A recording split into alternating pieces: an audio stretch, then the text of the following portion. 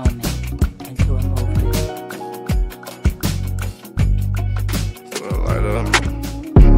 Just let the light of mine. I'm gon' let it shine. I'm gon' let it shine.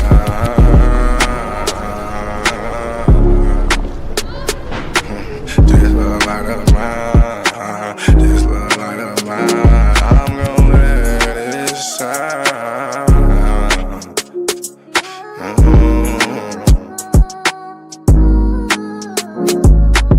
This little light of mine, I'm gon' let it shine. I'm gon' let it shine. This little light of mine, I'm gon' let it shine. I'm gon' let it shine. Oh Lord, just let it shine. This light of mine, this light of mine. Oh Lord, would you please just let it shine. Take the drama out of my life. Oh Lord, every night the pain ain't right. I wake up at night, I never sleep. 26, 10, and 7, that's just me. Every day I need a little seed. I need a little fresh air, man, I need to breathe. All I know is trauma, all I know is tickets. All I know is no visit. All I know is a mission to get straight up out of prison. Lord have mercy for me. Lord have mercy on my people. Preacher Mary Washington and all my real. Lord have mercy with my people. I pray to God, we really need you. When I was down bad, when things weren't going right, every time I prayed at night, I put my hands up in my face. I said, Lord have mercy, little light of mine. Lord God, please let it shine.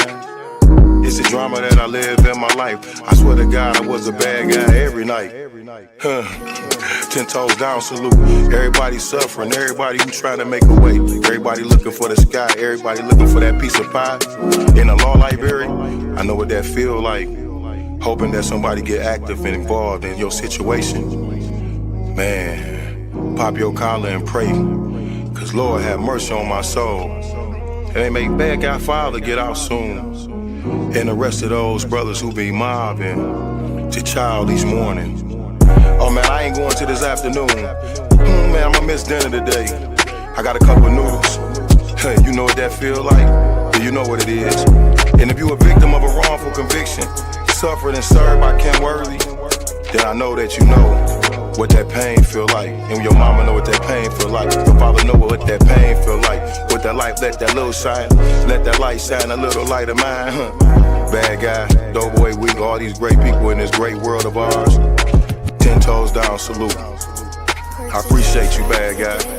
I appreciate you, Week. I appreciate the tech. I appreciate everybody in the studio. We gon' pop off that LV. Ooh-wee. Cause that's what they be liking to see. But I hope you hear the message when you see me fresh. Salute.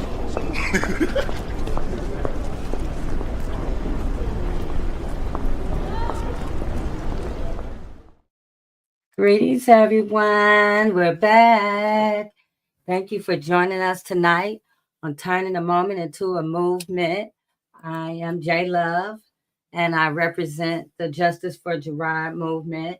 And first of all, I want to give credit to that our new opening song, which is from Light of Mine by Azanari Larry Smith. That you guys seen here often. He is one of he's family, and so that was Larry. But anyway, thank you for joining us today. We're back. We had to take a break, but I'm so happy to be here again. I just want to go. Oops. Oops. Sorry about that. But our mission is to bring awareness to all that are impacted from being wrongly convicted, over sentenced, mentally ill, and medically frail in our community, to inspire, organize, educate all communities about the needs to disrupt systems, policies, and patterns of the criminal legal system that leads to wrongful convictions. So that's why we're here. I want to bring in our panel first. Reverend Tia, hello. Hey, how are you? How are you? I'm doing well. You can hear me okay? Yes, I hear you great. Trishay. Yay. Hey, hey, we're back. Yay. Yes. Reverend Tia, Trishay, you want to introduce yourself for those that's new? Hey, Beulah, those who Hey, are Beulah. Hi, Beulah. Well, I'm so You know, excited about tonight. I want to skip over my name. I'm just Trishay Duckworth, Survivor Speak. I'm happy to be back, and this lineup is so fire tonight. Let's go. exactly. I'm with you 100% on that. Same thing. I'm Reverend Tia Taylor from the Choice Zone, and your choice matters. And tonight we are listening to wisdom speaking to us on so many different levels, and I'm so excited about what we are going to be learning this evening.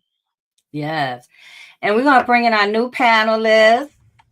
Yay, Leslie. Hello. Can you I see? don't know why we don't see you, Leslie. Don't see me. Okay. I'm working on that now. Okay. Okay, I'll be fixing that. Hello, ladies. Hi, Leslie. Just introduce Hello. yourself right quick while you're working on your visuals.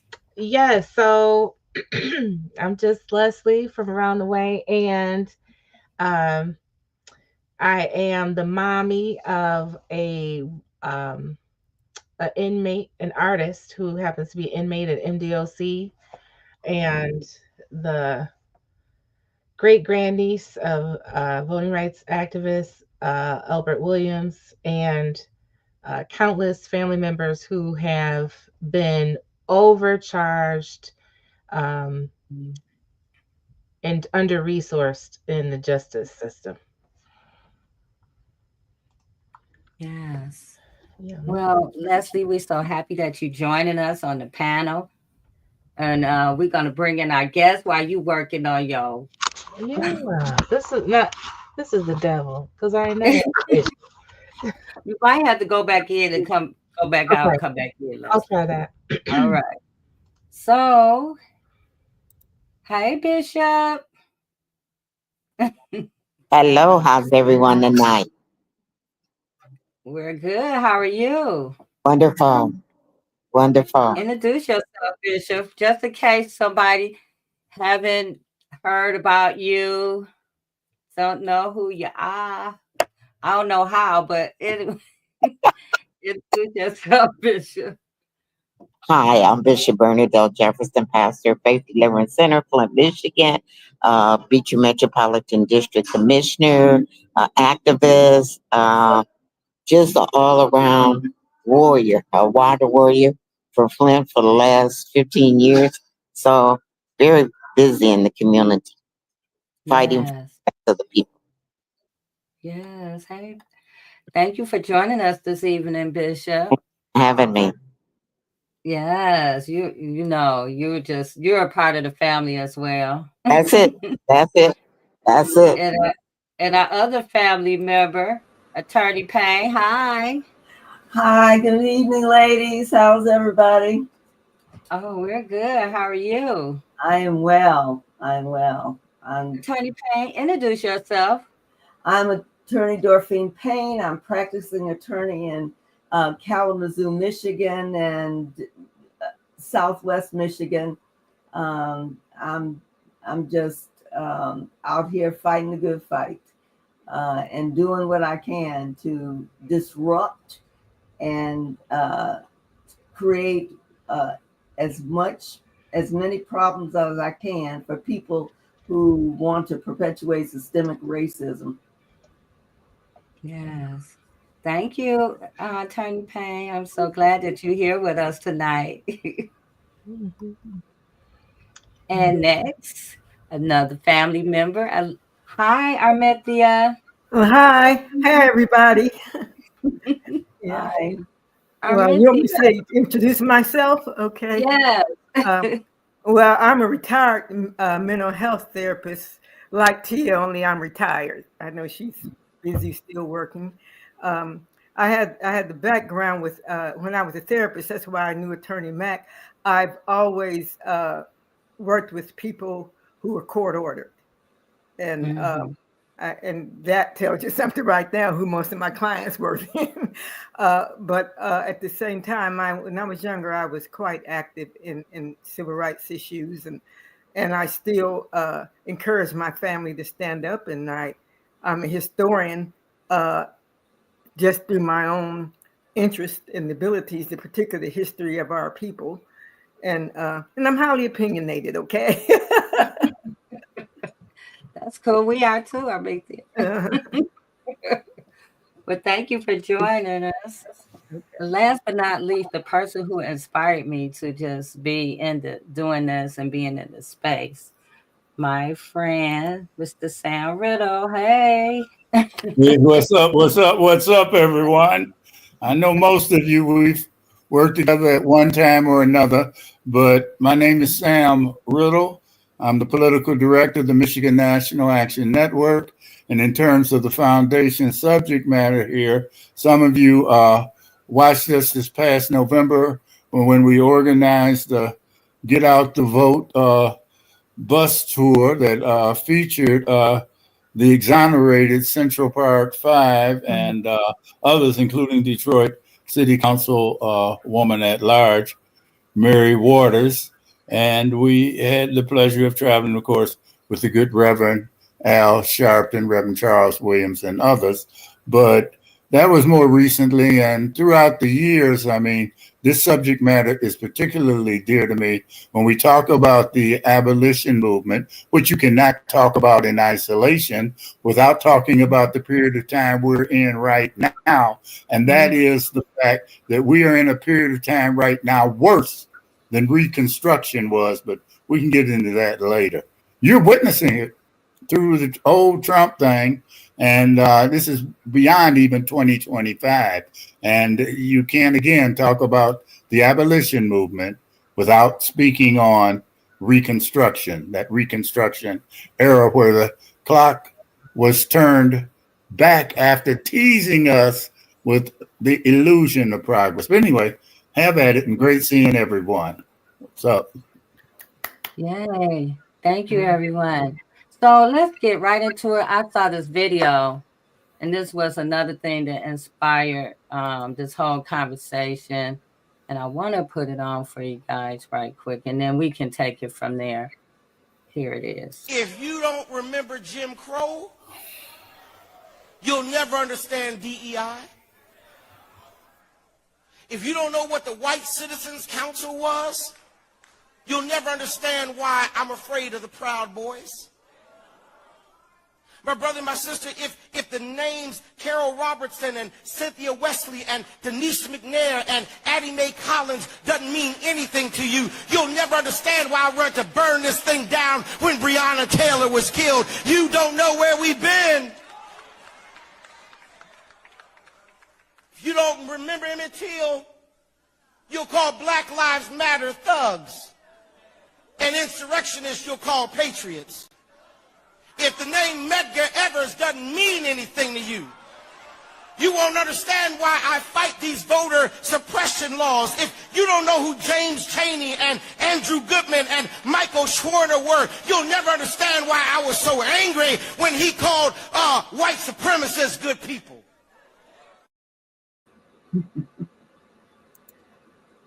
Yeah.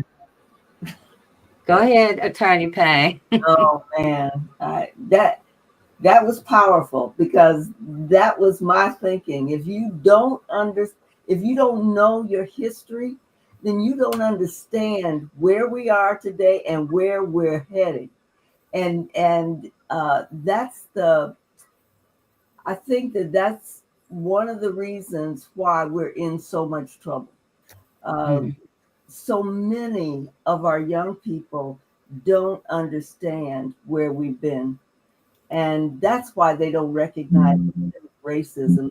Most of the time, they don't even want to talk about it these days. Stop talking about systemic racism. You're too Black, Grandma. You know, you got to stop. You know, I see the world differently. Well, the world doesn't see you differently.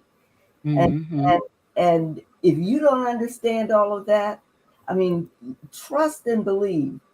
Donald Trump is stupid and dumb as a box of but he knows where he's trying to go, and he understands what "Make America Great Again" means.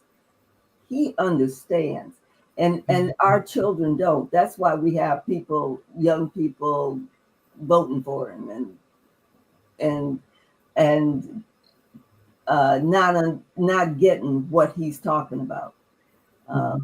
We're in trouble. Yeah.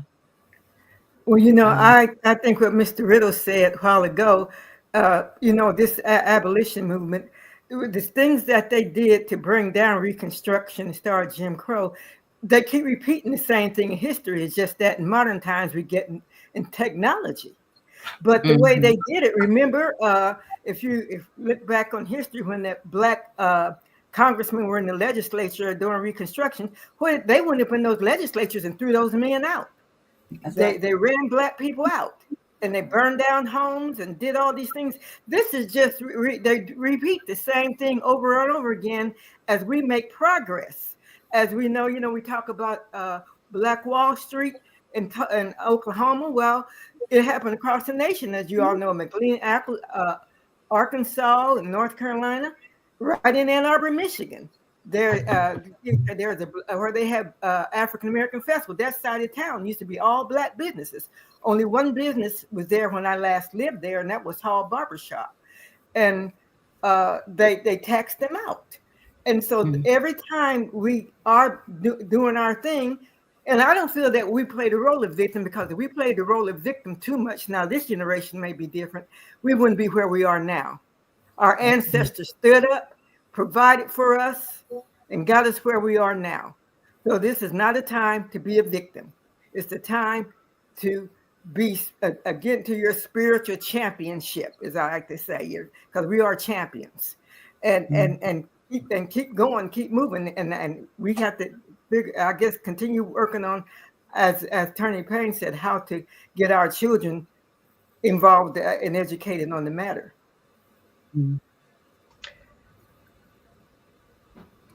Go ahead. Yeah. Leslie, did you want to say something? Just to the point that I'm just agreeing with all you guys. And so I mentioned my great grand uncle Albert Williams. The inside of Brownsville, Tennessee, and actually 3 counties around there in Tennessee, they had the right to vote in 1865 and had land to Mr. Riddle's point.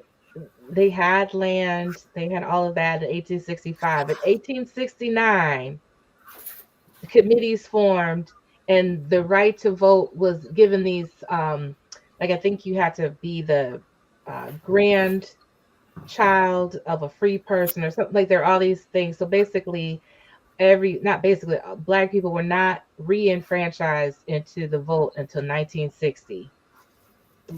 And they acted up so bad. People were stealing ballots by gunpoint on horses in the 60s, like they in a Western. That's how threatened people were, that these few hundred people were voting in the 60s.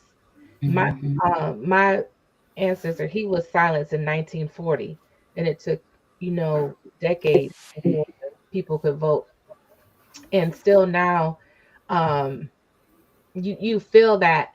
But the one thing that I would say is, and that's why I was thinking about what he said, when I go down there, what they have, what we don't have up here, is people have found a workaround. Like they know how to stick together. They know how to have like businesses, things that they're not dependent on white acceptance in the same way.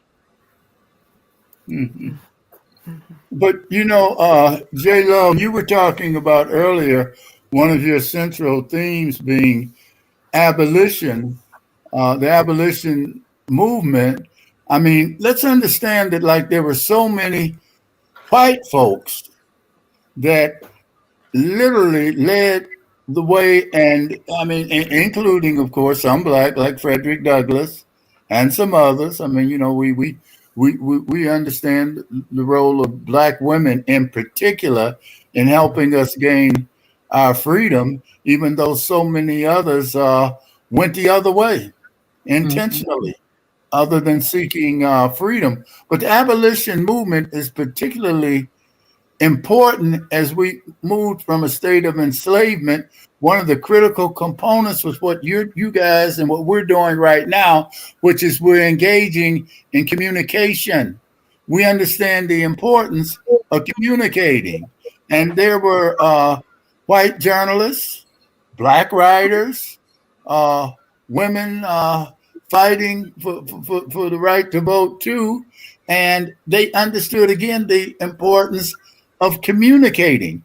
And one of the things that's occurring right now is this reactionary white supremacist movement to shut down communication journals like NPR and public education radio and other media sources. We got to make the connection way back during the abolition movement when you had, I think that I need to look it up, but I think it was called The Liberator by, what is it, Garrison? I have to really look that up. But the point I'm making is that one of the important things we're doing right now with this podcast, with this organ of communication we're doing right now, is we're enlightening people about the state of affairs right now and how we've got to continue to communicate. And the essence of the abolitionist movement was a freedom-seeking movement, a liberation movement. And that's the same thing that young man, Larry, that put together that beautiful piece, was it Let My Little Light Shine or whatever. I listened to every word. I had not heard it before. I do know Larry. I see him on occasion over there in Southwest Detroit, I think.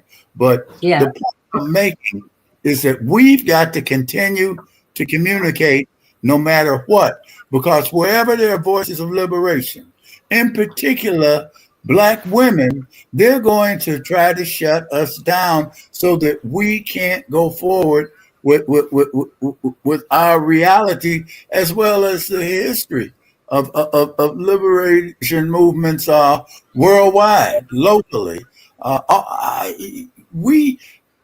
The key to our freedom is local, quite frankly. We can listen to all the inspiring speakers you want, but I'd rather hear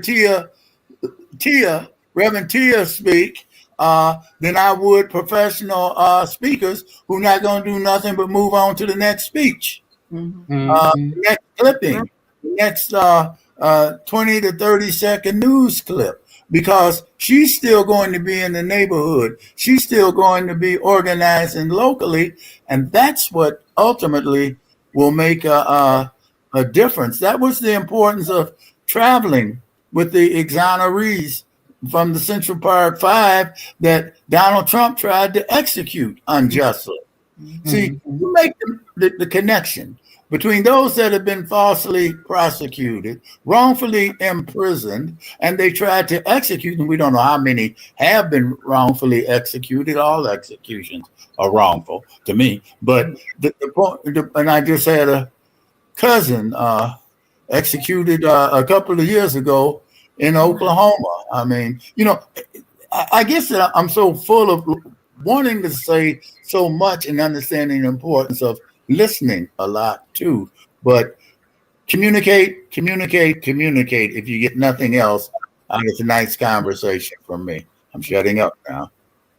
No, Mr. Riddle, you just touching on my heart because also because I keep going back in history, and when you said we had to do things locally, that's how the Black people's rights were taken after during Reconstruction. They came locally because even though you had presidents like Andrew Johnson and Andrew Jackson who pulled the troops out of the South so the Blacks didn't have protection, but they took over locally first. Eventually establishing the KKK and getting all the white people back in power again. That was done state to state, county to county, city to city.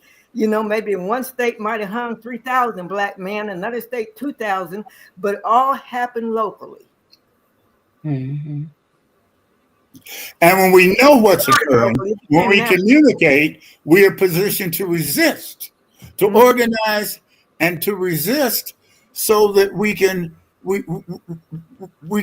interfere and disrupt. I like that word disrupt you use in your opening statement. You see, we will achieve no progress unless we literally disrupt business as usual, unless we upset the stability of institutions, we will never effectuate change. As long as we let them say, well, this is how we do business. Well, the way you do business is diametrically opposed to our very existence. Of course, we need to disrupt. Now, when people talk about disrupting, that's viewed as a nasty word. That scares people. And we have more people that look like us that are not of us that will run away from necessarily disrupting business as usual to move forward. Right now, we are literally being steamrolled backwards, and we don't have enough resistance coming from people that look like us but are not of us. In particular, some of our jackleg, handkerchief head, Negro enablers of the status quo, black men. You know what? That's an excellent point, because I know that there are an awful lot of Black folks that think we've arrived. They've arrived, and they're not interested in reaching back and reaching out. They are. I'm an indigent defense attorney. I know that that's what I was supposed to do. That's what God wanted me to do. And I graduated from the University of Notre Dame Law School.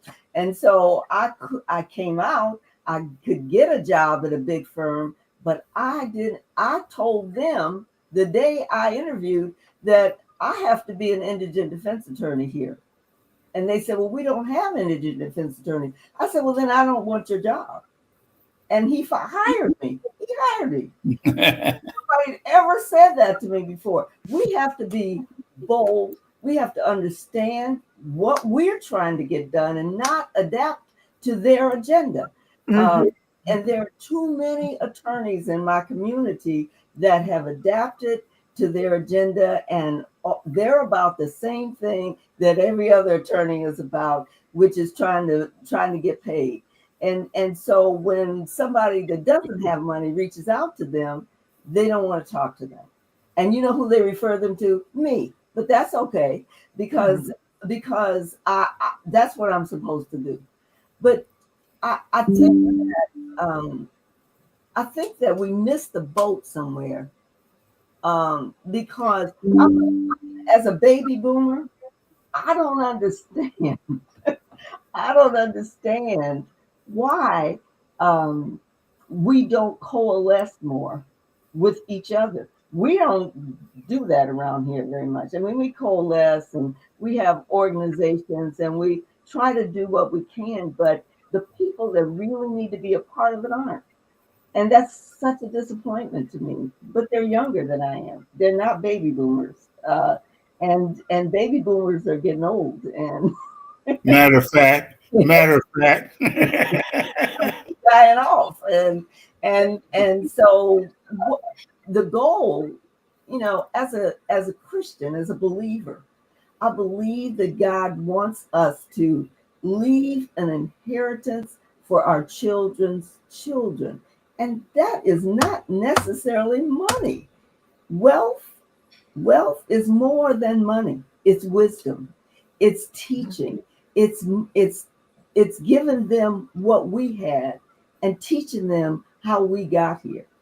Because every generation, they're making America great again. They didn't just start now. They started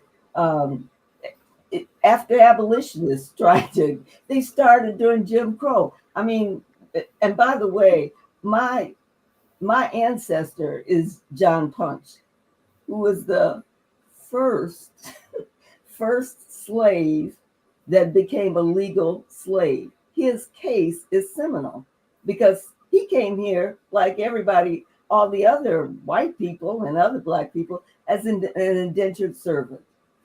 He didn't like how he was being treated, my man, and he ran away. And he ran away with two white people. They got caught, And his sentence was a legal sentence of you are a slave for life. Wow. 2 white men were sentenced, they just had some time added on to their indenture, and they eventually got to go free. Mm-hmm. I know that I owe it to John Punch to keep fighting. I mean, this man died at 45 years old, enslaved for the rest of his life, and I owe it to him. And after Reconstruction, they were making America great again. After Jim Crow, they every time we make progress, they come back and make America great again. Our kids have to know that. They have to know that it looks good right now. But by the way, y'all, everybody's in the boat with us right now. We ain't in it alone, because they are all miserable. We never were. We never were in the boat No, alone. Like what I think that so much of liberation around the globe is connected to Black liberation. You know what I'm saying? So white women depended on slaves, not just for around everywhere else. That gave them a little piece of independence from their husbands, who were a piece of work. You know what I'm saying? It allowed them not to have to sit and nurse and do all the things that they would have to do, you know, as a woman in those times. The everything from the allowing immigrants over, and the disability and all of that came from civil rights movement. You know what I mean? That's right. So I if we focus on Black people, everybody gonna come. We gonna bring everybody along with us anyways. Right. Yeah, but one thing I want to say is that when we talk about how do we get our children involved, we start at the beginning. When we start, I drug my children, my grandchildren, right along with me, so that they would know what it was about, why we were fighting, and how to fight. And they continue to fight today. And we also have to recognize that when we get victory, we can't stop. We have to continue to fight until that we will stand and last. Because so many times we think we get a victory and it's all over. It ain't all over.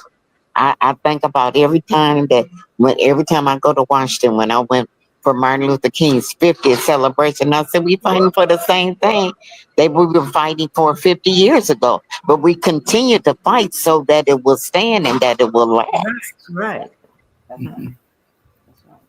But you know, each of us is living history by the fact that we see, we can touch, we breathe, we're alive, and we don't need a plurality. We don't need to vote to determine what liberation movements look like. Wherever we see wrong, we try to correct it. And don't wait on a majority to do anything, because you'll be waiting the rest of your life. It's the few that make a lot happen for the many, and they will benefit from it. And they will still turn their back on you, but you have to do what's right, what is morally right to you. When you make up your mind that you're going to do what's right, no matter what. Not too long ago, people said, "Well, I'm not down with that. I don't want to lose my job." Well, they're taking your job now. And it isn't about make America great; it's make America white again. It's the movement. Yes, You know, they and you got to cut to it in terms of the fact that you know, as far as they're concerned, they're being outbred.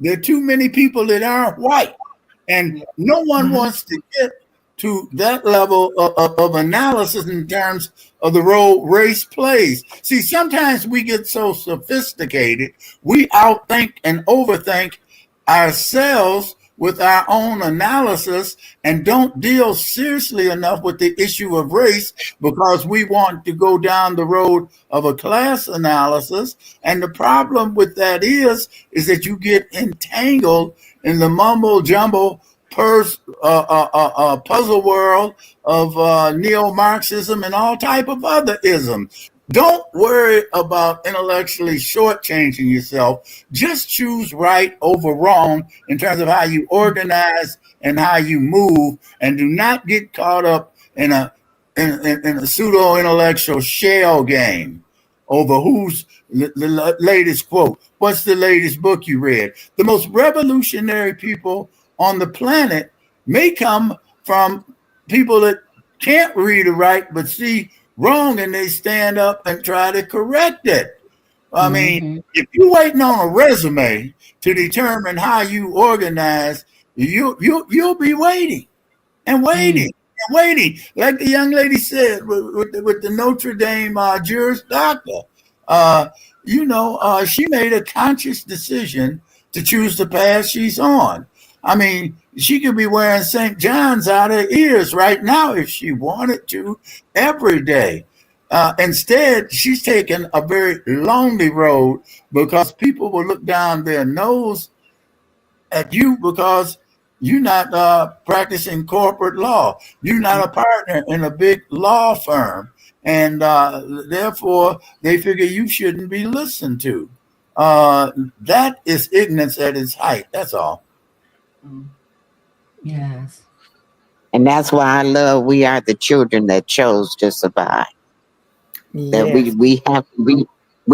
they chose to survive, and because they chose, we have to choose to continue to survive. And the only way that we're going to continue to survive is to fight, is to stand up, is to speak up, not take a back seat. Because see, they'll take us off the jobs that we went to school to learn how to do and bring in one of theirs that we train them and then fire us. Yeah. We have to stay aware too of what's going on with this Project 2025, because as J Love started this program about mass incarceration, that is on the list. And and Trump has also said immunity for cops when they kill somebody in line of duty. And I haven't totally read 2025, but I have a niece, a 21-year-old niece, who read the whole. You're experiencing 2025. You never have to read it. You can read it and you say, but I know this. Aren't understanding. Not all. Some young people are not understanding that. My 21-year-old niece, who's physically disabled, read it. Now I'm not against reading. All her young cousins, and talked about it. Now they're calling me. Yeah, I'm not against reading it. We're experiencing it right now. You look at the manner and what they're talking about now. They want to incarcerate you wrongfully and then ship you out the country to a prison in Central America, and then America will pay to keep you incarcerated away from America, so they don't have to hear you. That's going down. That's going to be going down right now. They're already cutting the deals on that, and people can't imagine that.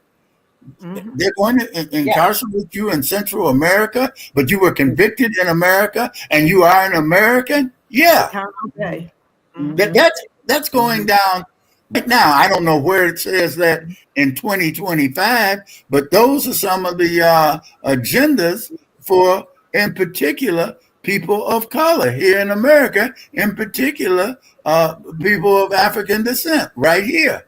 I mean, or poor whites even, but it's going to be a focus on people of color, believe me. They're taking people there now without even a trial. That's right. They're taking them to Guantanamo. But see, the immunity piece is going to just skyrocket, and it is open season on us right now. And when I say that, I don't mean rhetorically. I mean, George Floyd would not even have gone to trial under this Trump administration. That's right. Right. And that cop got being prison. Now, Ellison might not agree with me, whom I've debated with before on that when he was hesitating, about charging George Floyd, saying let a county prosecutor do it. You might have been on that show with me. I can't remember. I was. When I got with Attorney General Ellison about that. Yeah. Mm-hmm. I was there with you.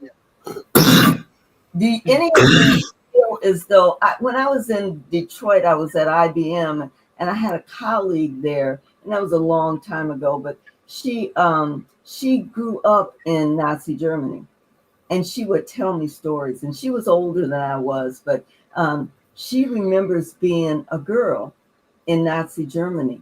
And I said, well, didn't you know that they were taking Jews? Where did you think those people were going? And she said, well, they take them in the middle of the night. And and to a lot of us, we thought they left. They were escaping. But she said, who would have ever thought that anybody would take people and put them in concentration camps in ovens?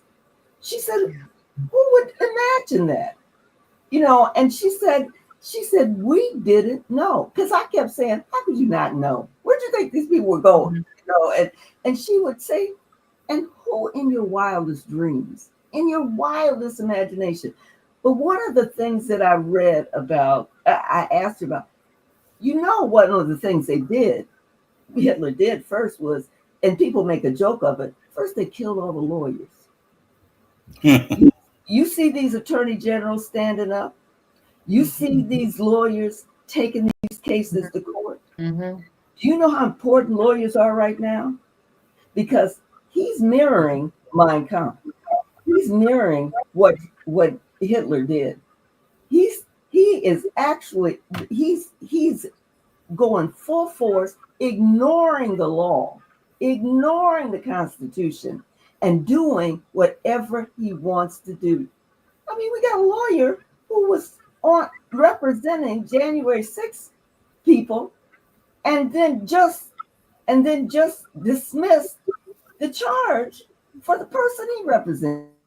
There was no lawyer in their right mind would think that you could, as a prosecutor, he was no lawyer would think in there, no member of the bar would do that.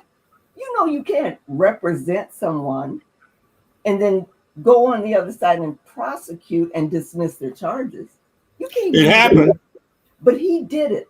And that's why the first thing they're going to do is kill all the lawyers, because we're the ones that will stand in the breach and start fighting legally. Now they may end up trying to kill us all, but it's important for us to have that kind of information, understand that, so you can be ready to do just that. Lawyers can stand in the breach.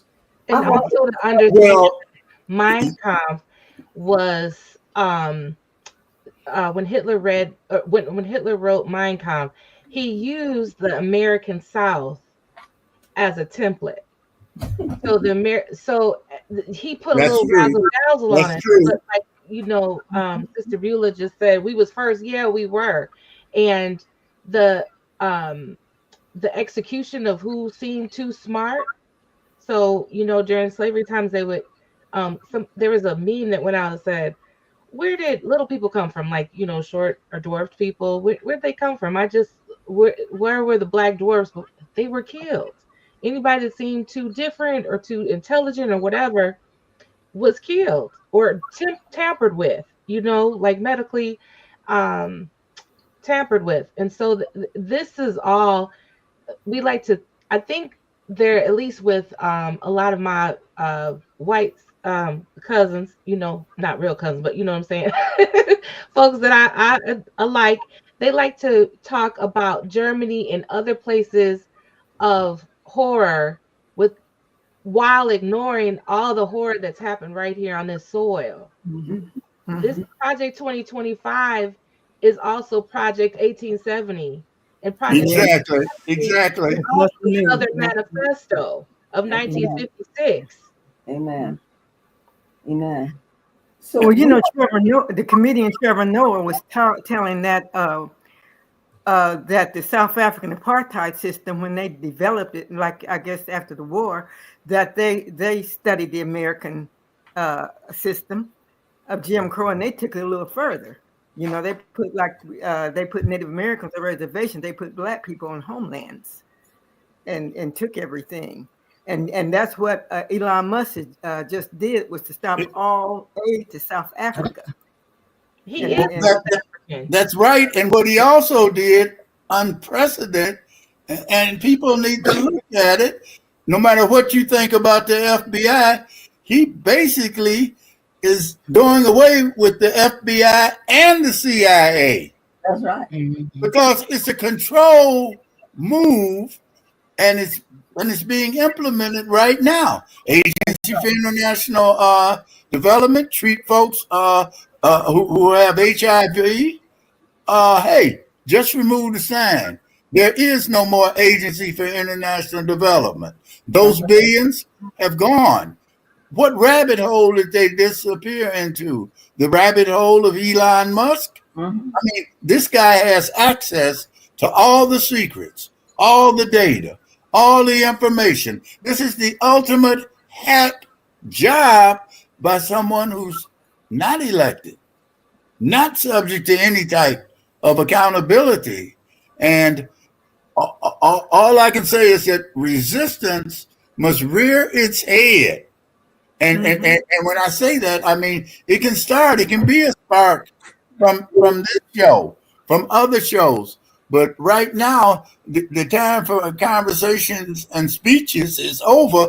We need direct action to upset the agenda of what is going down right now with Elon Musk and Donald Trump. Donald Trump is just the front man right now.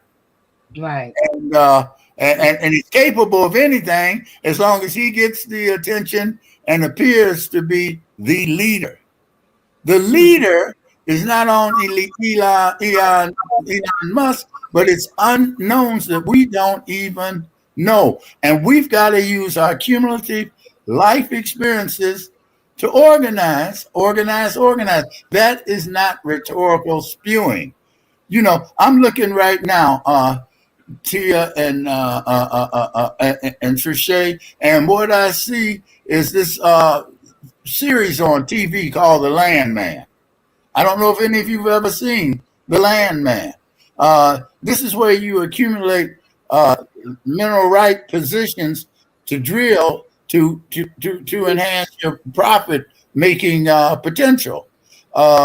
I speak on it because I can show you ads I've appeared in national publications when I used to be a landman, owning homes in Denver, Marin County, Mill Valley, California, and Houston, Texas, Spring, Texas. And the whole point is that people will do anything for a dollar position to maintain control and line their grimy pockets. And whether we like it or not, it does take some money to raise hell in America. And America has never demanded more hell raising than right now, today, and tomorrow. I mean, we are on a battlefield right now. And if you don't conduct yourself like you're on a battlefield, you have positioned yourself to be a casualty. Don't be a casualty. Organize. Yes. So what I are we have doing a with question. that? I have a Yeah. question for everybody. Do you really think that protest really matters to people in charge right now? Trump. Protest is when you learn to read. It's learning to read is a protest. And you being a lawyer going into court, disrupting the status quo, challenging what Elon Musk is doing, making people who are in Congress be members of Congress, and just gumming up the legislative works in Congress. That's a protest. Protest is beyond carrying a picket sign. That's not enough. He seems to want to declare martial law, and I know that's what they want, people out in the streets, and because that's we're only a few heartbeats from martial law. You create a disruption. You say Detroit can't handle this. We need the military to come in here. South Central Los Angeles proper can't handle this. We got to send the military in. The fires are burning too hot, too bright. We need the military to come in and control those fires. We are just incidents away from martial law coming before this next presidential term is over. We can hit them in the pockets the best way we can, because Well, money. that's what I was What do you going to think happened? What do you think happened here in Flint when with the water crisis? They had the police and they had the folks come in to give a case of water, to distribute a case of water to a family. What is a case of water gonna do? That's right. Well, Not the a sad thing. thing is that people had to give a case of water because the state of Michigan was hoarding the water and telling people that the poison water was okay to drink. As one who brought in truckloads of water, the first truckloads of water, Google it, and you'll see where we did that before anyone else did. If you want to know what is shameful, it's Attorney General Dana Nessel and others not filing the proper actions, getting the results to jail. Snyder should be in the jail right now for lying and poisoning the people of Flint. Dropping the charges. And I was one of the first. I had my youth and my church members, and they would call me and say, Bishop, we got water. And we would deliver it in our cars and stuff. And then one of the pastors, Pastor Moore, said, Bishop, I got a gym where you can store the water. And we started taking her to her church. My children and my church members worked on Wednesdays and Thursdays, stacking up the thing. And on Saturdays, they would give it out, and we'd give out however many they needed or wanted. And we did it for months without them paying them anything, helping anything, or donating anything. We did it. Yeah, no, I remember you. You were on the front lines, and you still are. I was. Yes, I am. So yes, I am. And you were in Benton Harbor too. Yeah. So what a national action network. Yes, we're Reverend Pigney. We're Reverend Pigney. I know we were there together. Yes, sir. Yes, sir. Can you talk a little bit about National Action Network and the boycott? I mean, I think that's very important. And we need to get everybody on board with boycotting, because you may be able to make me stay at home, but you can't make me go to some place and buy. And if we can cripple people, I know I boycotted when I was 8 years old. So I know when boycotts work. And so they can be very, very effective.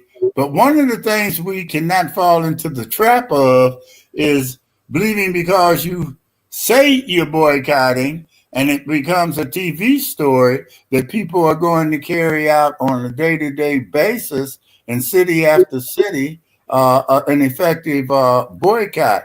We need people whose names they don't know leading those boycotts.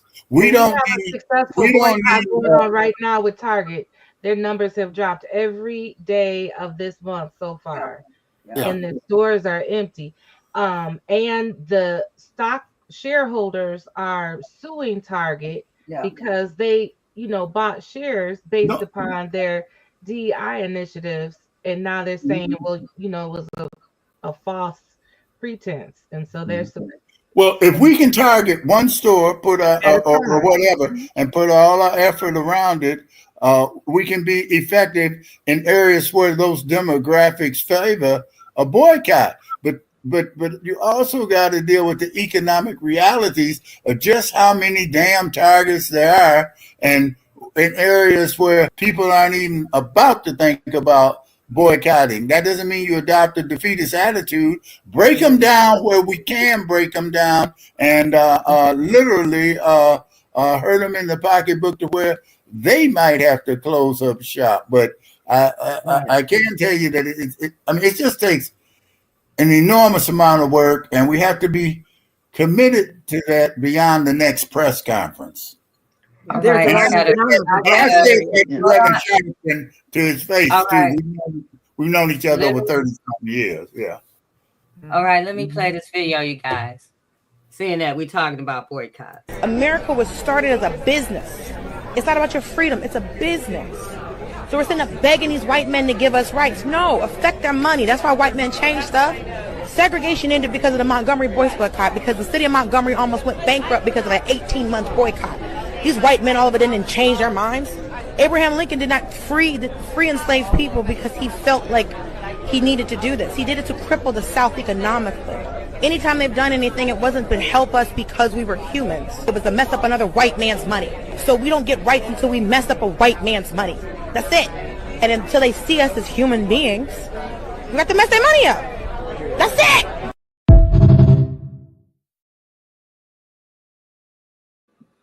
Yeah.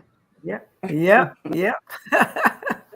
Yeah, we gotta mess up their money. I agree with that 100%. And we gotta stop being sellouts.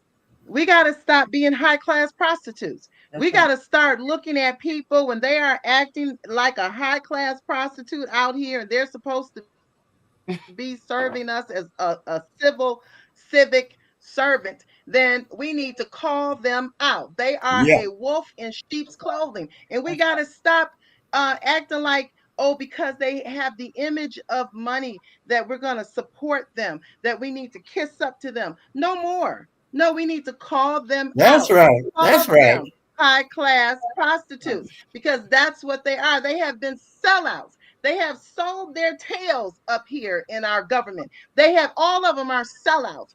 Every single one of them who have gone up there, who have History, went as they say, behind this history. maggot. This maggot. I don't let them even have the word MAGA, because that means big. I want them to be the maggots. They are maggots. They are small because they're small-minded. And we need to call them that. I will not give them a word that means big. And we got to be careful about how we say things so that we are intentional in how we Say that speak. again. Say it We need to be again. Yep. intentional. And now's the time for solidarity. We have to build the solidarity. And I'm glad you played that, Jay, because it was 18 months. It wasn't just one day. Just because people are they have this microwave mentality. They want things right away, but it takes time to making an impact. Right. We need to impact their pockets. And the role, they think they can do without us. Well, let them see. yeah. Let them see. And the role of young They people. didn't even have to tell me one store. I'm doing all of them at the same time. Wow. That was beautiful. That was beautiful. I loved hearing that. I loved hearing that. And Shane, looking like you got something to say. I am just listening and in agreement. And I guess to piggyback on what Reverend Tia said, we must stop with the magical Negroism, okay? Dr. Umer said it this past weekend, we are so selfish. And when we're selfish, it becomes a problem for the collective. So we have to stop with the individual power. We have to stop thinking about just ourselves and just our families. We are all family. And Jay puts that on the show every week. We're not free until we're all free. So what sacrifice are you willing to make for the collective? What sacrifice are you willing to make? Stop putting our necks on the chopping block just for you and your family. Because what you're going to find out is that your neck is going to be on the chopping block too. Because you will always go back to the point where they remind you ain't nothing but you know what I mean. We have to stop with it. That's right. Absolutely right. That's right. And it can be so frustrating because you can feel just so lonely out here, as if you out here by yourself. You step out and you look around and you literally feel you out there by yourself. The Montgomery bus boycott, for example, there were a number of jackleg black preachers out there speaking against King, agent provocateurs trying to disrupt that Montgomery bus boycott. And then when young children face fire hoses and dogs. Those same jackleg preachers tried to disrupt and tell them, you're getting our children hurt. Stop that. But those were the ones with the heart. And we have not unleashed the power of our youth yet. They can lead us. We don't have to lead them if they have the right framework to move forward and let them assume some of the leadership. Oh my goodness. I was just nothing but the spirit that just led me there, because I was just typing in the chat, please let's talk about the divide from, so I'm telling you, some of the most hell that I have gotten in this movement has been from our seniors. And I don't understand why. I'm like, what in the world is the problem? Oh, here's just from my view, which could be totally wrong. We had the Civil Rights Act. Symbolism rocked us to sleep. We got comfortable. We could start having some of the same stuff that white folks had, right? And so now we good. I was born in 1974. The stories, the legacy, the history, I didn't get taught that. It wasn't taught in our homes. We stopped talking about it. I get why. It was probably too painful. We had been through so much, and it felt like we could breathe. But that dropping of the ball, right? It allowed generations to come after, not knowing how to stand. Now here we are, like, oh, let's go, let's get it. And then we on the front line. I was like, well, who are you? Well, where do you come from? Oh, you can't tell me anything. I'm not trying to tell you nothing. I'm trying to say, come on, let's do this. We can all do it, because I believe we have to come together. The scriptures are clear that God said he called the old because they are seasoned. He called the young because they are strong. So that to me is a prerequisite to understand that we got to do it together. Yes. Yes. Why do we have to fight? I don't want to fight. I have no interest in fighting anybody unless they stand in my way. And if you stand in my way, I'm coming out swinging. Other than that, come let us reason together. Yes. Trisha, I got something for that. People are afraid to be pried loose from their ignorance because they know their ignorance so well. They know it better than they know their body odors. And if you say, come on, give up your ignorance, they get into that terrible position, terrifying position, which Shakespeare talks about at the end of the soliloquy, Hamlet's soliloquy. They'd rather bear the ills they have than fly to others that they know not of. Thus conscience doth make cowards of us all, so they are cowardly. Mm-hmm.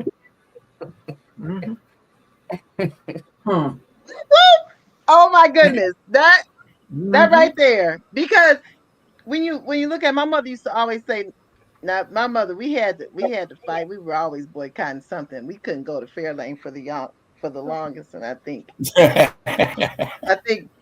Attorney Payne and Mama got together on that. I mean Fairlane, because it was in Dearborn. Our parents said no. So anyway, we couldn't go for a long time. But we did. When Amaya Angelo, I know you all, Amaya Angelo said that, it reminded me, my mother used to always say, you need to think critically so that when a better decision or a truth comes out, don't hold on to the ignorance. Mm-hmm. Don't continue to believe a lie. And she's right. They want to believe a lie. They want to believe something about a people that is a lie because of their own low self-esteem. And self-hate. How can you, as people, have that much self-hate? Much self-hate that you got to hate other people, and you're not even willing to see them as a human being because you'd rather hold on to your ignorance. There you go. Hey, you'd rather just be stupid. or you're not willing to do anything yourself. You want to talk about the people that are doing something while you're sitting your tail back doing nothing. I talked to I'm and still to this day around here in Washtenaw County, they try to bully me, right? And it's mostly the men around here. I've never seen that in my life where you so concerned with what the efforts of what a woman is doing, when really all I'm trying to do is say, come on, brothers, let's work, right? But one of my brothers came to me and they said, I asked myself, what's wrong with my problem with ductwork? And you know what I learned? My problem is I guess I'm mad because you're doing what we supposed to be doing. But that's the circumstance in which I learned to respect you. I'm driving to the cardiologist and can't make a turn because you say ductwork didn't shut down the whole damn highway. Whole damn highway. I'm getting off 23, going to the cardiologist, and I said, damn. That's some kind of woman. That's some kind of an agenda. And you're supposed to respect that, black man. Don't be afraid. Don't find nothing wrong with it because she still got batteries in her bullhorn. See, people get mad at you because you got fresh batteries. And an agenda. And that was when I first saw you doing that. And again, Mary Waters was taking me to the cardiologist. Matter of fact, just real quick, let me share this for you. 2 weeks ago, I have what they call an acute ischemic stroke. I can walk, I can run, I can jog. I just lifted weights today. I ran on the track. But what happened is that your memory can sometimes be affected. They did all these scans in Ann Arbor on me. Neurology, all that, and they told me, well, no, you didn't have a mild stroke. You had a medium serious stroke that can cause death, this and that, and you really got to take it easy. So I'm laying down, talking to you on the laptop. But see, as long as our brains are working and we can think in complete sentences, we're supposed to do that. I mean, I didn't get a Juris Doctor from the University of Michigan Law School for nothing. I mean, we led demonstrations. We shut down buildings in undergrad at Michigan State. We shut down basketball games. And it did the same thing they told Touche. You crazy. Why are y'all doing that? You need to be on an agenda making money. And some of us have managed to make money and other things too. But the point is that we need a liberation agenda. And we need to check people when they get out of order. I mean, in Detroit right now, we have a Detroit Police Commission that was created. Why? To provide civilian oversight over the Detroit Police Department. Because when they didn't have civilian oversight, the police ran amok, beating and killing us and getting away with it. That led to the election of Coleman Young, whom I met before he became mayor when I was an undergrad at Michigan State. And the one thing I learned was that if you don't organize and if you don't disrupt, if you don't turn things out, you have nothing coming and they're going to run over you. And right now, Trump and those neo-Nazis are positioned to increase the immunity, make it open season on us, literally kill us, literally throw us in prison over and over again because they can. That's right. And if we don't organize and don't wait on the men, the cavalry may not be coming.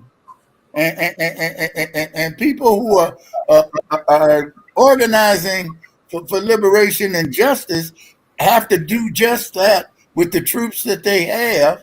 And if some get shamed in the action, so be it.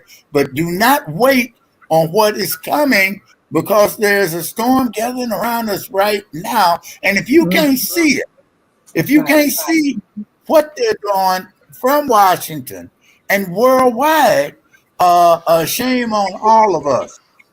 Just shame on all of us because it's happening right now. Right. 2025 is right now. And we've got organize and get to that. And we gotta keep communicating. Use the podcast. Use time drums, any damn thing, but communicate because they're coming for us. They already have, and we don't know it. Yeah. Well, man. Oh, and we're gonna win. Absolutely. And we're gonna be free. And we're going to be free. Say that. I feel black. If democracy is saved, it's gonna be saved by black people. Yeah. It always has. Yeah. Mm-hmm. Onus of freedom always been on our side. That was the higher reason we here. I mean, I'm not advocating slavery, so obviously, and Bishop probably can talk on it much more than I can, but there's a reason. God has the reason behind every action that happens, and I think we were put here to see that Constitution through. They came up with all these things. They say, you know, masonry came out of ancient Egypt anyway, they said, and masonry taught individual rights, because before that it was always the rights of the kings and the queens, and they gave everybody the rights they wanted to have. So when they put in that stuff that came out of ancient Kemet or whatever, I'm just saying what I've been taught, that okay, they want people to think that all that stuff started with their race, but they put that in the Constitution, and we all know that when you make any kind of commitment to God and say, okay, you got to stick to it. I go say you got to stick to it, and so they put all that in the Constitution, and so we're gonna be the ones to see it through. The ones they brought over here to misuse and abuse for economic reasons is the one that's going to save the country, and I truly believe that. That's right. Yeah. You know that they built the system. The Constitution is what built the system, and systemic racism started there. I mean, once they reduced us to less than a human being, that is the system, and that's why systems are designed to protect themselves.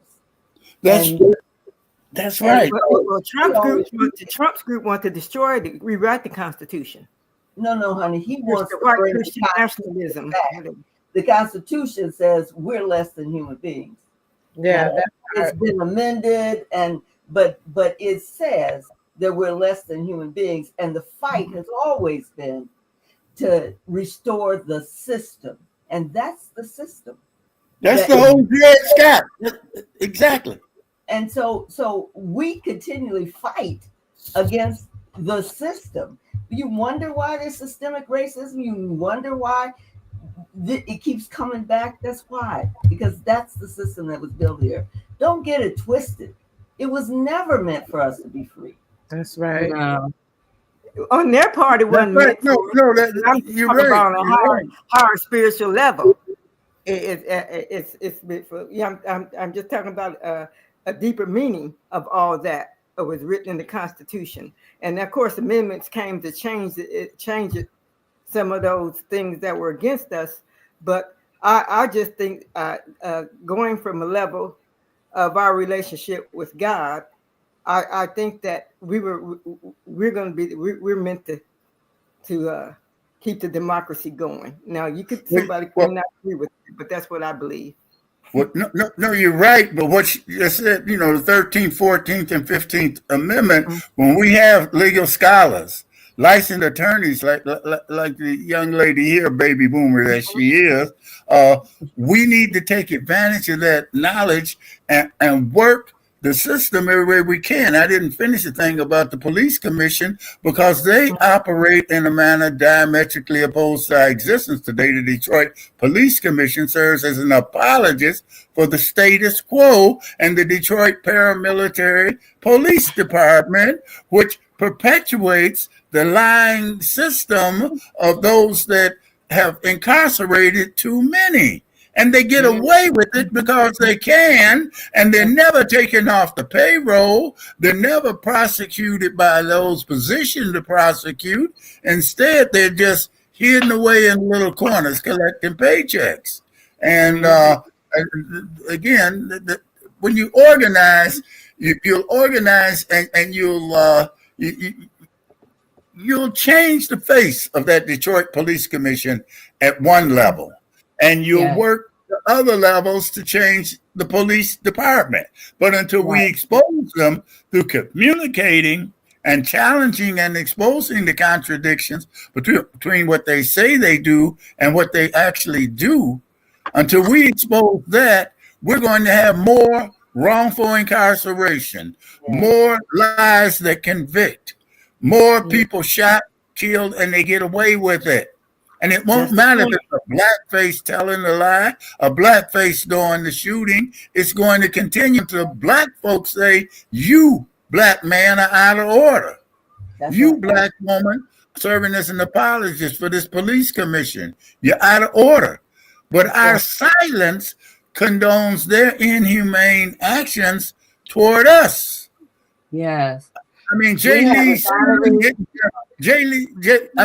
Love's son didn't just get locked up. I mean, we worked with that from the time that he was incarcerated every week to highlight the contradictions and to expose what was happening. And we've got to do that with the people we have yet to meet. The women and the men we have yet to meet, wrongfully incarcerated. Unfortunately, that's more often the case than not, and people don't want to hear the truth. You know, they would be locked up if they didn't do anything wrong. Your ass ought to be locked up. We had to be activated because we have exoneree after exoneree at the wrongful conviction family, at the family come on this platform, and we have yet to see anybody held accountable. Yet.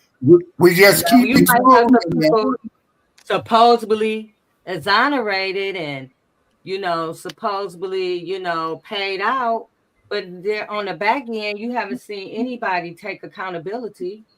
And so if we don't have these platforms, if we're not having these conversations, if we're not educating the need to stand up, the need to use our voices, then you're right, Sam, this stuff is going to continue to happen. And to other people, innocent people or families that's here, that's watching, or down the line, that people who are not doing anything until it happens to them, and then they're looking for us. Yeah. Yeah. I have another. Oh, go ahead, Sam. I'm just going to say real quick. And see, they dehumanize us with their language, and we do not resist the dehumanization when they make us less than human. You are a criminal.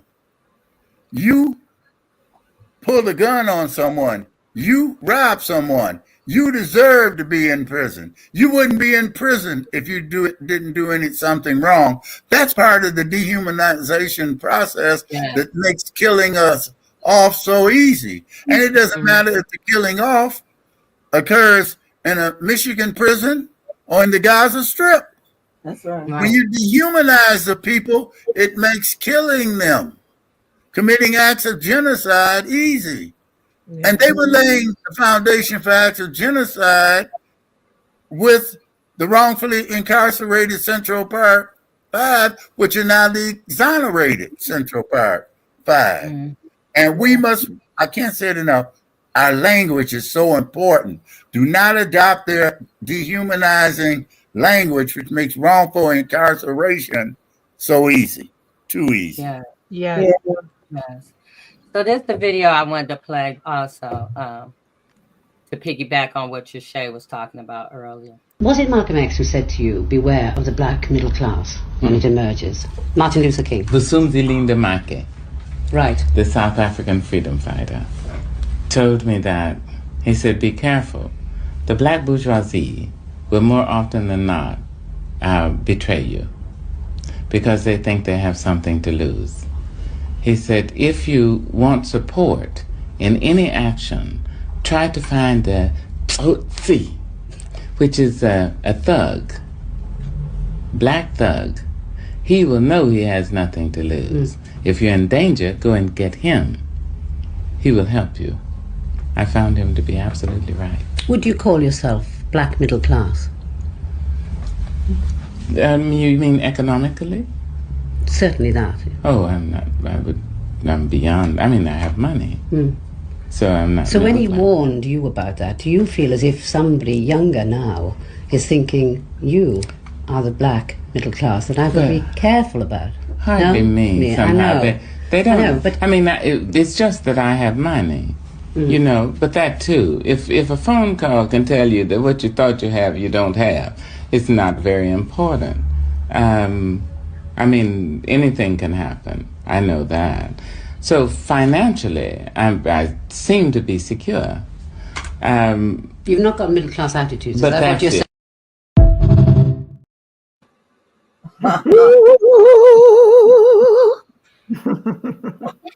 saying? You know, it's quite interesting to see the same thing. That was such an old video of Maya Angelou, and the same things are still happening. You know, I just hear my big brother all the time. He said, "You got to organize. You got to organize. You got to organize." And I think that if we can put aside what we think is different and really focus on the thing that we can agree on, I believe that is what can move us forward. I hear always questions, and I think Big Sis Sim said this. What about the protests? You know, I wasn't a protester. I God kicked me to the front of the line in 2020. I didn't want to go there. But what he taught me how to use the power of community mobilization and to understand that it was less about the march and more about the marching orders. That's right. So we have to have those moments where we continue to come together and be heart to heart and stand in solidarity. And I say to the brothers, and they know who they are, I won't call their name, but they keep going on all these platforms talking about how we protest and we do this and how it don't work. Maybe it doesn't work because you're not showing up. Maybe if we all stood tall together and we pushed back together. That's right. But as That's long right. as you toed around with the same people that had your neck on the chopping block, that now you want to uplift and act like they're a savior, you're going to continue to fall short. See, those are the type of people I'm telling you, like, they in the way. Them the only type of folks right there, you're going to get out our way. But if you're willing to humble yourself and come together under the name of the living God, under the creator, or whatever you want to call him, if you are standing for righteousness, I'm your sister and I'll stand with you. That's what we need right now. We got to remove all the damn egos. Yeah. Put the egos down and learn how to sacrifice for the collective. Those are the people that I want to stand alongside and organize with. You know, when I was young and we had party lines. I mean, we didn't even have our own line on the telephone, let alone, you know, all of these methods of communication. And we wrote letters, you know, and mailed them. Well, we lived in the North. We lived in Indiana, and my mother's family lived in Virginia, and my father's in North Carolina, and New York. So, but my aunt would write to my mother and say, "We're not going to Woolworths." That's, you know, either that or the Chicago Defender made it to your town and you got to read it on that. And my mother would say to me, "If I find out you're in Woolworths, I'll kill you." That, you know, and I knew not to go to Woolworths, you know, and so and that's all, and that happened all over the country. It wasn't just the South. It was all over the country. We understood that we all had to do it. So That's right. I think that because boycotts mean a lot to me because I saw the impact of those efforts. If only we would all do it. And we have such great modes of communication now. We should all know, and to do it. What is the problem?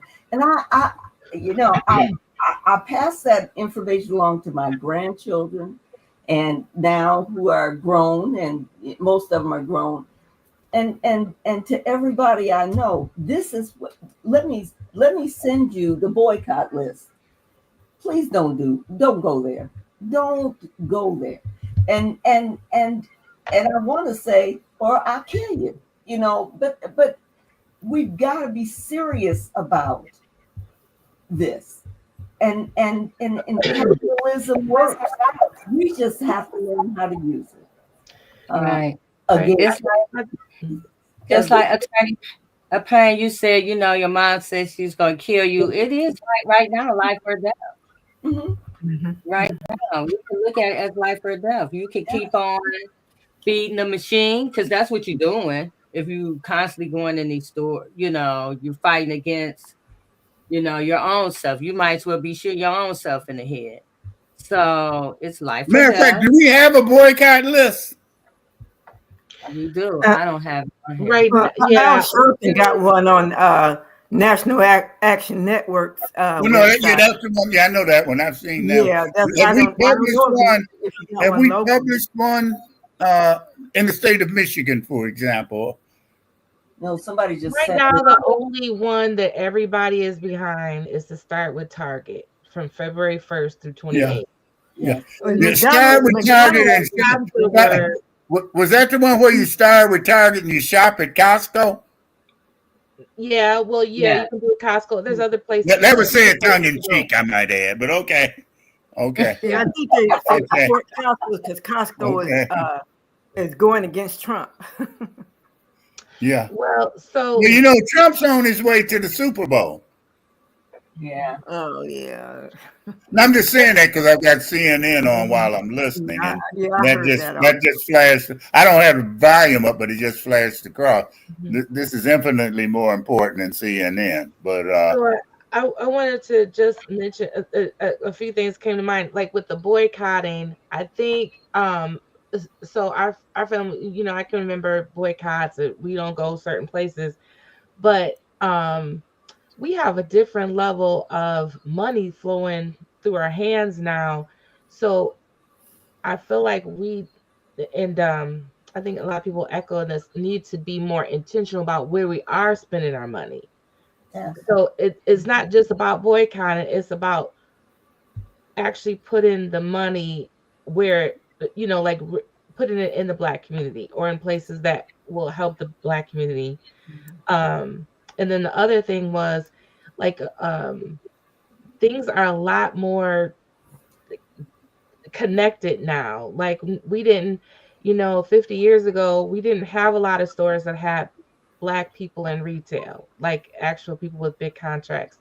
So which is why like I'm in solidarity with the Target boycott, but I also know that long term this will hurt Black entrepreneurs, right? Because they have contracts with product in 20,000 stores. And unless you're like a Tabitha Brown, who even said it would hurt her, they could pull that rug and send 20,000 stores worth of material to that person or that business and say, we're not selling this anymore. So then when that happens, we have to follow up. We can't just stop and start with the boycott of Target. We have to do the follow through. So what are we going to do about Honey Pot and the hair products and all this stuff that they're taking the hit? I might take the hit because I can't go get my $2 off of my Target toilet tissue or whatever this week. But some of these places are taking thousands and thousands of dollars hit, and our businesses don't have that kind of money to be taking. Roland Martin has on his website, and I don't know which podcast it is right now, where he took all the Black businesses that had contracts with Target and he listed their websites. Well, that's okay. So I would love to see that because it's through Roland Martin's he has a podcast that's on YouTube, And How like we I could said, augment that it's more. like it's Yeah. about last week or something. He showed it, and I guess probably if you go on YouTube, I'm not sure what the name of that particular podcast was, but also he had a black commentator on there, and I guess I should have paid more attention to his name because he was organizing what you just said, organizing black businesses to so we could go on the web, and order from them. Yes. And the last thing I was just saying about the boycotting is it can be a little bit tiring because um we don't always know where the dollars connect. So like Aldi rolled back their DEI. They took off their whole website portion about how they're so diverse. And so I was all like, oh yeah, I'm stop going to Aldi's. And then my friend was like, but they own Trader Joe's. And I said, hot dog. I I gotta go somewhere. So and and so like also and also I always feel like we're like we're in the middle. So we have to think about the future and also the past at the same time. So while we're boycotting who's like currently rolling back DI, we also have to think about the long-term thing. So like I often remind people that the the company Niger, right? So how we end up with Nigeria is because they took these people and the land and sold it to the UK. You know what I'm saying? 100 years ago. And now that family that sold all our people and why Nigeria has all these issues, that family is now Unilever. Unilever is, if you ever worked at the University of Michigan, you know they give you that big supply booklet. All these universities and all that, you use those big supplies. We're paying for the enslavement of our people at these universities. You see what I'm saying? So I know I just like I don't want to make it like bigger than it has to be because we do have to do solidarity and do one thing at a time.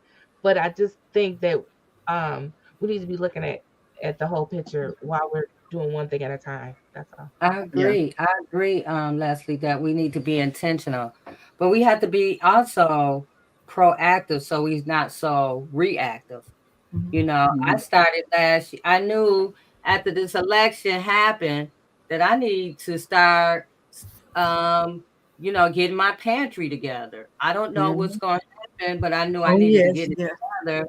And so that's what I started doing. I started getting my pantry together. I also started early getting my seeds because I got to get my gardens together because, all this stuff going on. I'm not going to be all in these stores. I'm going to grow my stuff. I got stuff in the freezer. I got my pantry together. Like we have to be intentional.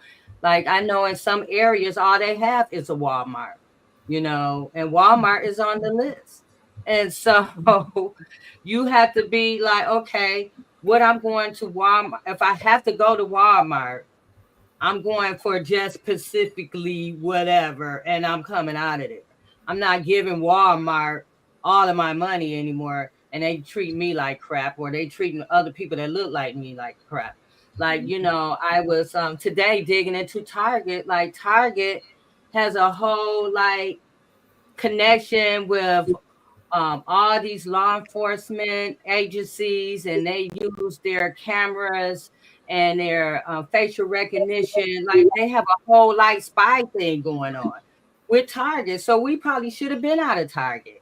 It was a lot of people being profiled in Target many years ago, and we kind of let it slide. But now, that we're boycotting, we need to really be intentional, just not go back there no more. If there's other spaces that we can go, like you said, we just have to find Black owned spaces. We have to be more proactive. We don't have to be just totally alarmed. We can just be more proactive and, get these things in the shelves. So you won't have to constantly be going in these stores. Go ahead, Sam. No, I was just going to say, J Love, to that end, you are uniquely positioned right now to have each of us and you too just start a list of 2 or 3 stores that you believe are important to take a hard look at, boycott or support, whatever it is, and you can develop your own list. We don't have to wait on others to do that for us, because we have to organize wherever we are, however we can. Now, you may only come up with 2 stores today. One might be where you don't shop, one might be where you do shop, black owned or whatever. But the point is that you start organizing where you are, how you can, with whatever resources you have. The self-reliant piece in terms of food, clothing, and shelter could become absolutely vital, as well as stockpiling seeds. Yes. They do it professionally. They do it professionally. The top secret facilities that literally have institutionalized the hoarding of seeds by generations. 68% of the farmers who help the in Southeast Michigan help the food pantries are migrants. So we might not have farmers and all that for a while. Yeah. And you know, I like the fact that we are coming together to boycott. I think that it's not going to be a peachy kind of thing when they boycott it. It's not going to be easy. It's not going to be comfortable. We're disrupting, and yes, because of that, it's going to hurt. It's going to hurt some people sometimes, but at the same time, it also will be an innovative time where we find another way. Now it's time maybe for these Black-owned companies to come together and have their own line, have their own company where they just sell their things. Maybe we need to do something different, because we got to disrupt. And it's time to get back to the farms. The farms that are still farming, and they got family farms. Maybe it's time to connect. Maybe it's time to invest in some of the farms that support healthy food. We got to know that the genocide doesn't just happen because people come and overtly kill people. Genocide happens when you take the female trees out of the city and make it so that, when I was growing up, both my grandparents had fruit trees in the backyard, and they had their own gardens in the backyard. It didn't matter how big the backyard was. Grandma Little John had the grapevines in the back, made her own wine. So when you look and you see what happened to the fruits and vegetables. How about when the city came in and annihilated all these female trees?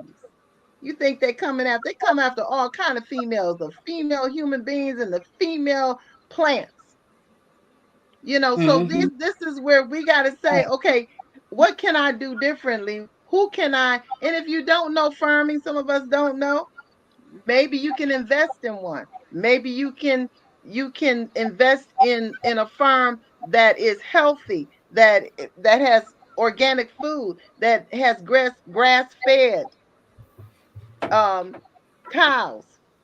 I'm just saying. Or you can get some pots and grow on your patio or your backyard. It's not going to be comfortable. Yeah, or you can go to an urban garden. Some of these farms now have, if you come out there and pick it, you can get it. You're going to have to figure out that it's not going to be easy anymore. We're so used to having everything at our fingertips, right?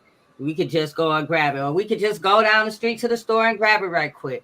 Now they're making it that, for one, everything got a recall on it every time you turn around. Even Lay's potato chips got a recall. Like, everything has a recall, so it's unhealthy to eat anyway. So we had to start making different choices. And then we're going to have to start teaching that to our little ones, so they could grow up. Like Reverend Tia said, you know, when I grew up, my family had my mother's parents. They had a big field on the side of the house, and that's all they did was grow all kinds of plants. They had all kinds of trees. But when they started tearing down these houses, they started tearing down all the apple trees and the peaches and all that stuff. So they might put a house up, right, and replace it, but is they putting those trees back and they putting that to settle the ecosystem? No. So we have to do that. We have to not be afraid to do it. I mean, my grandmother and mother used to can. We had gardens. We had a peach tree, apple tree, grapevine in the back like that. And my grandmother had her garden on the side of the house, and my father had a garden in the field down the street where they let it was owned by the steel mill, but they let the men in the neighborhood put gardens in that field. And we had one whole side of our basement was canned foods that my grandmother and my mother canned.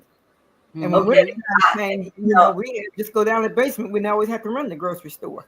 That's absolutely right. I remember that very well, but I'm about to whine because I remember having to pick all those green beans and pick all the green. Yeah, we had to do that.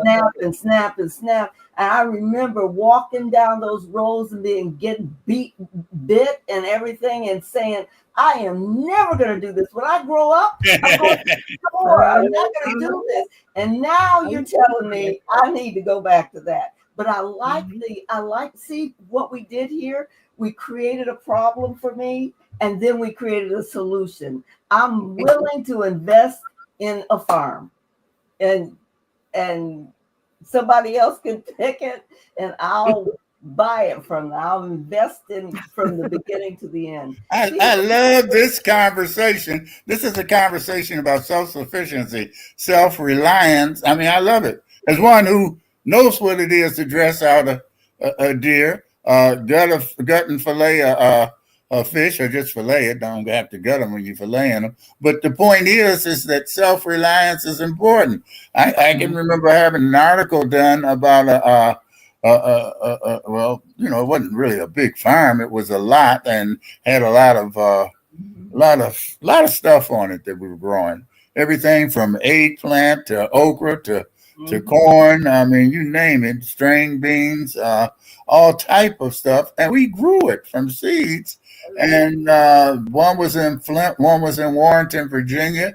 But the point is the things we can do for ourselves that lead to being self-reliant and self-sufficient. It's also good for our psychological makeup, for peace of mind too. Yeah. And it extends our physical longevity. This from someone on a second pacemaker defibrillator too. Hell, I'm a walking medical library now, J Love, since we were last together. But anyway, I got to get off the line now. But I've enjoyed this. It's the first one I've done because I usually say no automatically, except when J Love kind of pressures me, which she did today. And then you got Trisha.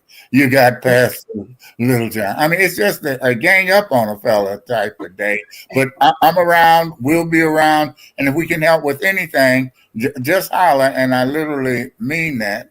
And when you start that list, if I can shoot you an email to add to it, I'll be glad to. But again, thanks a lot. Thank you, big brother. We love you. We salute you. Thank you.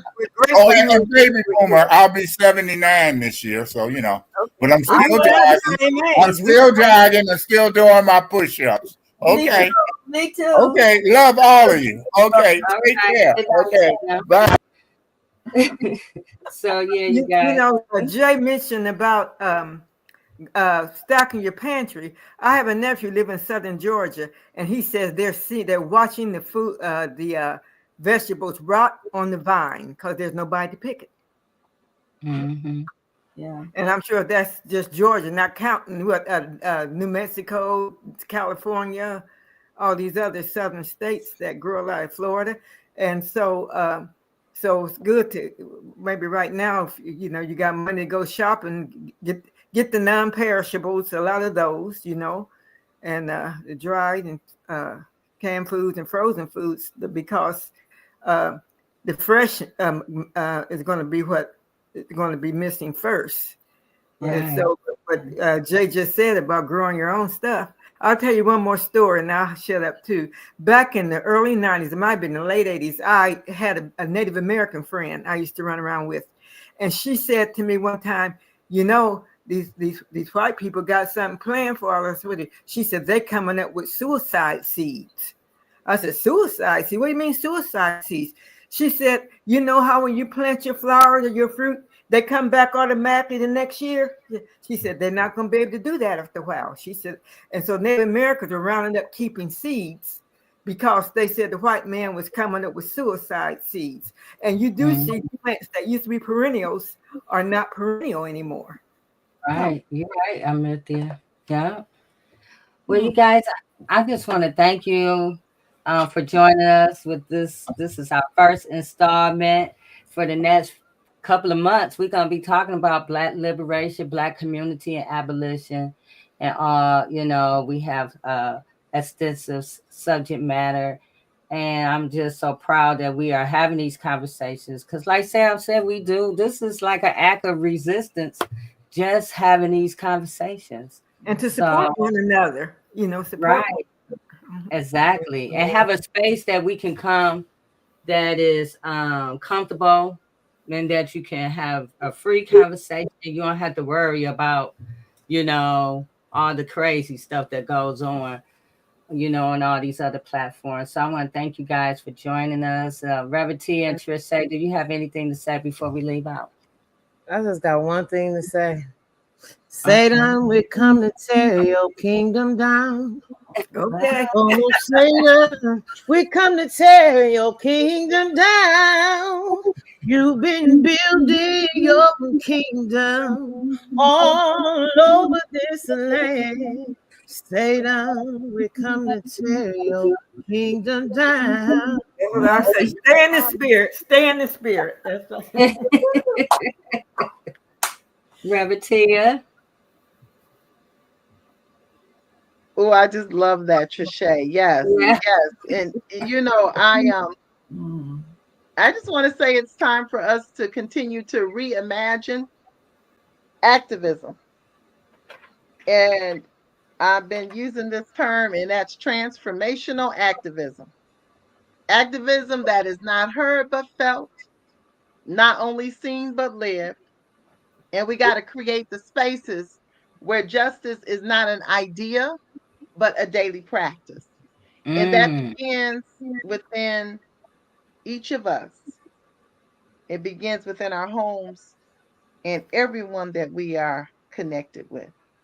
We need to be intentional about our transformation and our solidarity. Yes. Thanks, Reverend Tia. And on that note, I want to say good night. And we'll see you back next Friday with another awesome conversation on turning a moment into a movement. Thank you, everybody. Thank y'all. Love y'all. Love y'all.